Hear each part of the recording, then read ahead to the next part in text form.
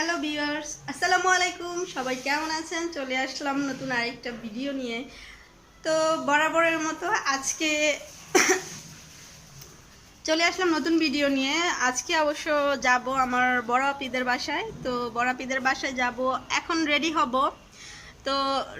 আমি এখন বাসায় আছি। তো ভাবলাম আপনাদের সাথে একটু ভিডিও করি, একটু শেয়ার করি যাওয়ার আগ মুহূর্তটা। এই আর কি। তো সবার কি অবস্থা, সবাই কেমন আছেন? আর এখন আমি রেডি হব, এই তো রাফিকেও রেডি করাবো। তো ঠিক আছে, বড়াপির বাসায় গিয়ে দেখানোর চেষ্টা করব, একটু ভিডিও করার চেষ্টা করব। সে পর্যন্ত আপনারা সবাই আমার পাশে থাকুন আর ভিডিওটি অবশ্যই দেখতে থাকুন। আর ভালো লাগলে অবশ্যই লাইক, কমেন্ট অ্যান্ড শেয়ার করবেন ফ্রেন্ডস অ্যান্ড ফ্যামিলির মাঝে। ঠিক আছে তাহলে।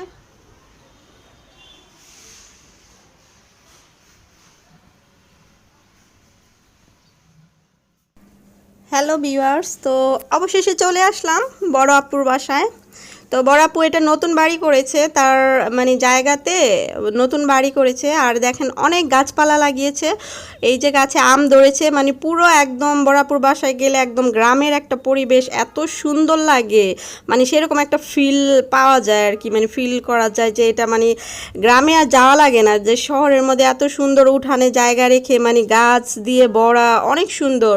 তো এটা এই যে নতুন বাড়ি করছে বড় আপিদের, তো নতুন বাড়ি করার পর আর কি আসা হয়নি আমাদের, তো আসলাম। তো আর হচ্ছে সবচেয়ে বড় কথা, ভিডিও করা হয়নি এমনিতে, যাই হোক।